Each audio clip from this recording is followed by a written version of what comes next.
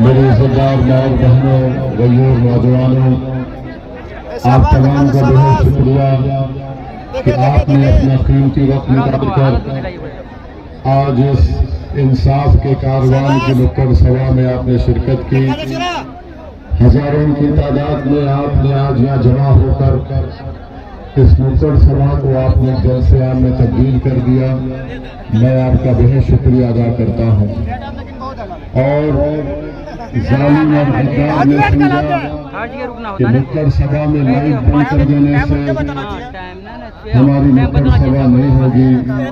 सुनो गद्दारों, तुमने यहाँ की बात की जो कि आज की जनता तुम्हारे घर की लाइट दूर करने वाली है। मेरे अजीज दोस्तों और बुजुर्गों, ये एक न्याय यात्रा है। इंसाफ का काफिला, इंसाफ के उसूल के लिए काफिले को लेकर हम लोग निकले हैं। आप तमाम से एक ही गुजारिश है कि आप आने वाले असेंबली विधानसभा के इलेक्शन में जो कि हाथ से दोबारा मजलिस इत्तेहादुल मुस्लिमीन के उम्मीदवार को कामयाब करिए। मैं आपको बताना चाह रहा हूं कि पिछले बार आपकी दुआओं की वजह से, आपके वोट और मेहनत की वजह से अल्लाह सुब्हानहू व तआला ने मजलिस के उम्मीदवार को कामयाब किया था, मगर उस शख्स ने अपने जाती मफादात की तकमील के लिए अपने ज़मीर को बेच दिया और सीमांचल और जो कि हाट की जनता को धोखा देकर अपने ज़मीर की नीलामी न सिर्फ अपने लिए की बल्कि अपने साथ 3 और को लेकर गए। मगर आज आपके पास एक वक्त आया है कि आप अपने गम और गुस्से का इजहार कर सके। मैं आपसे अपील करने आया हूं कि मजलिस इत्तेहादुल मुस्लिमीन सीमांचल में और बिहार में आपकी एक मुस्लिम क़यादत को बनाना चाहती है। बिहार में और पूरे देश में हर समाज की एक सियासी लीडरशिप है, चाहे वह प्रकाश के हो, ईबीसी के हो, यादव हो, दलित हो, मगर बिहार के 19% मुसलमान और भारत के 15% मुसलमानों के पास अपनी कोई सियासी क़यादत नहीं है। आज हम देखते हैं कि बिहार में और ख़ास तौर से सीमांचल में जो आज नाइंसाफ़ी सीमांचल से की जा रही है, यहाँ मगर ऐसा लगता है कि बिहार सीमांचल को अलग कर दिया। ऐसा लगता है बिहार में कोई पुरसान हाल नहीं है।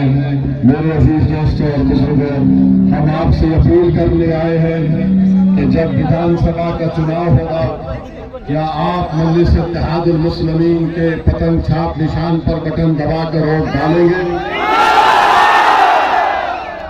आप वोट डालेंगे? आप अपने घर के माँ बहन को, अपने समान इज्जतदार खवातीन को लेकर वोट डालेंगे? मेरे भाई, दुश्मन कोशिश करेगा, जो लोग गद्दारी करके आपसे गए हैं वो कोशिश करेंगे, आपको पैसा भी देंगे, आप जरूर उनसे पैसा लेना छोड़ना नहीं उनका,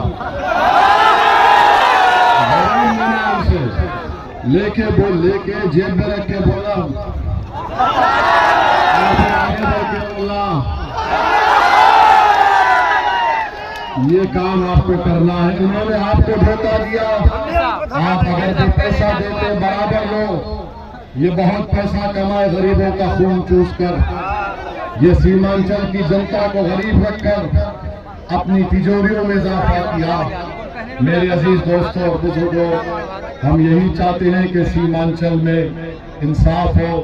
सीमांचल की जमीन बारिश में कट जाती है, यहाँ पर किसान को अपने उसकी कीमत मिल सके, यहाँ पर हमारे बच्चों को स्कूल मिले, हमारी बेटियों के लिए कॉलेज मिले।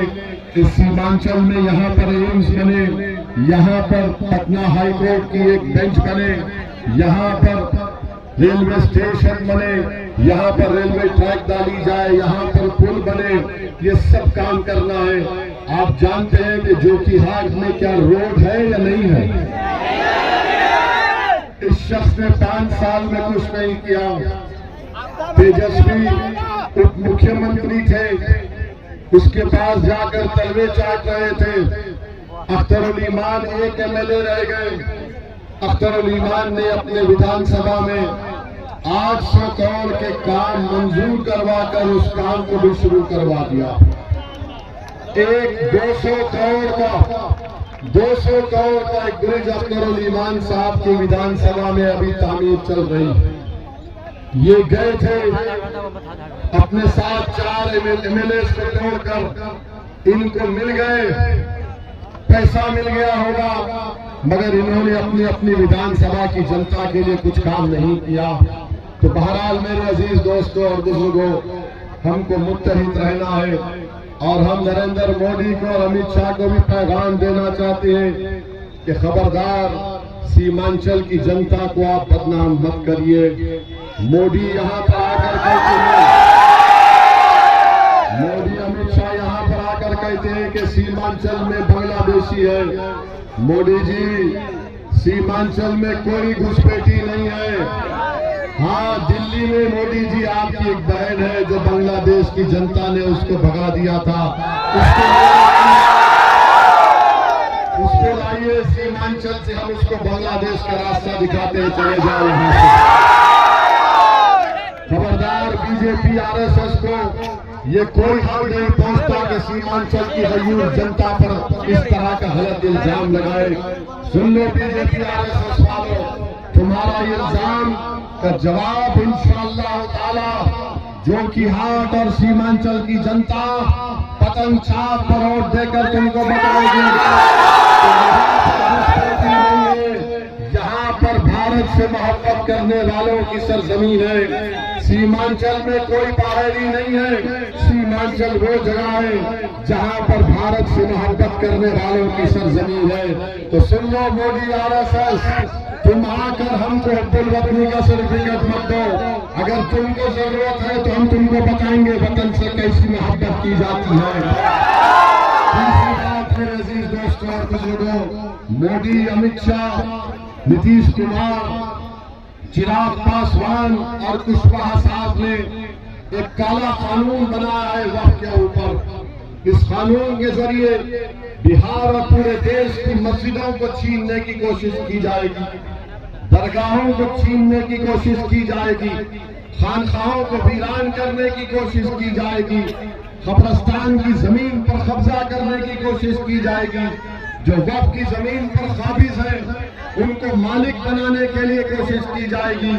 और आप जानते हैं कि भारत की पार्लियामेंट में जब इस तरह का काला कानून पेश किया गया था तो देश ने देखा, बिहार और सीमांचल की जनता ने देखा, अगर कोई उस काले कानून को कानूनी दलीलें देकर उस कानून की धज्जियां उड़ाई और उस कानून को कहा यह काला कानून है।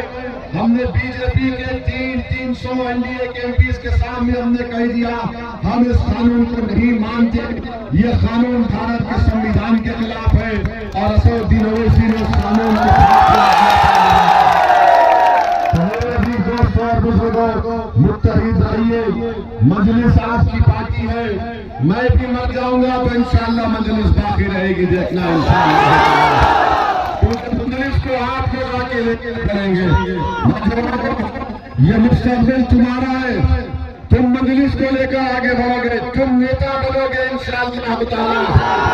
मैं तो अल्लाह से ही दुआ करता हूँ कि अल्लाह मुझे इस दुनिया से उठाने से पहले मेरी ख्वाब है, मेरी कोशिश है कि भारत के मुसलमानों की एक लीडरशिप बन जाए, हर रियासत में और खास तौर से सीमांचल में बन जाए कि तुम नेता बनो, मुकद्दर के फैसले तुम अपने करो, तुमको किसी गैरों की चौखट पर जाकर भीख मांगने की जरूरत नहीं पड़ेगी। जब तुम नेता बनोगे तो तुम्हारे पास इतनी ताकत आ जाएगी कि तुम इंसाफ करोगे, तुम जुल्म नहीं करोगे और सीमांचल में खुशहाली आएगी। ये हमारा ख्वाब है, इंशाअल्लाह ताला हम मिलकर इस ख्वाब को पूरा करेंगे, हम मिलकर इस ख्वाब को पूरा करेंगे। आप हमारा साथ देंगे, मजलिस का साथ देंगे, आप वफादारों का साथ देंगे या गद्दारों का साथ देंगे?